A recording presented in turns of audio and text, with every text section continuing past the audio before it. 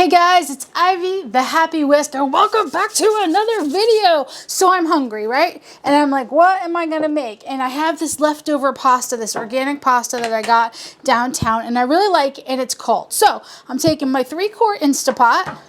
Then I'm gonna take these are Aldi organic diced tomatoes. I like them a lot, so I'm gonna put that in there.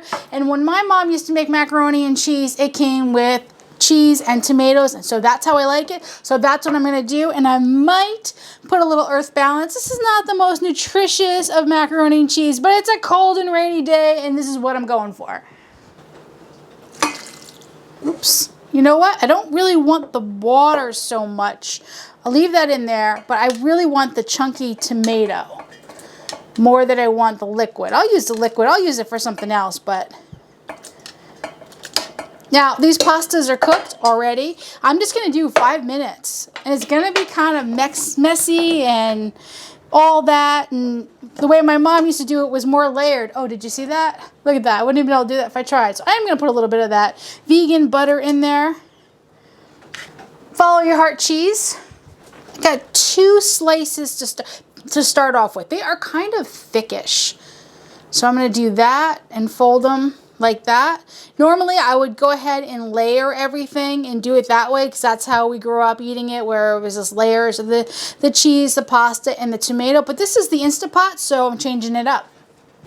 For me, I'm not going to add any salt right now. I don't like a whole lot of salt anyway, and I can always add it later. So that's what it looks like now. I think, you know what there is? You see how much liquid is there? Maybe I will put a little more because I don't really want it to burn. I could have done put a pot in there or a dish in there, and then instead of the liner, but I just kind of want to see how it works with just the liner.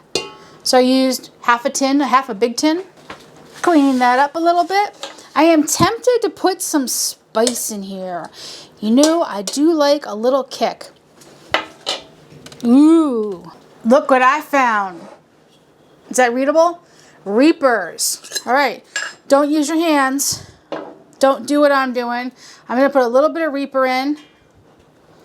Not really how my mom did it, but you know what? I put a little spice today. So I got a little of the seeds and a little bit of the dried flesh. Thank you, Anita, who gave me these. Deciding to go with one more piece of Follow Your Heart cheese. Will that burn? I don't really know. Well, we'll find out together. We'll find out together. My mom's homemade macaroni and cheese. This video is for anyone who's just looking to make a quick meal in your Instapot. This is my 3-quart. I'm going to put it in for 5 minutes on high and more, and we'll take a look. Hopefully, I have enough liquid in the bottom. I think, really, that's the only thing I'm thinking about, where I could have put a trivet and then a little dish, and then I knew that would be safe for sure. But, all right, you know what? I'm gonna, hold on. Change what I said. I am going to go ahead and put a little more of that liquid in there. Actually, all of the liquid from the tin is going in. Is that all of it? As much as I could get. And a couple more chunks of tomatoes. All right. 3 slices. Everything will be down. I'll list everything down below that I did because, you know, things change in the middle of a video, in the middle of a shooting. I never know. A dish could go one way and then another way. Going in high, more, 5 minutes. See you in a few. Alrighty, out of the Instapot, and I will leave the times and temps and down below.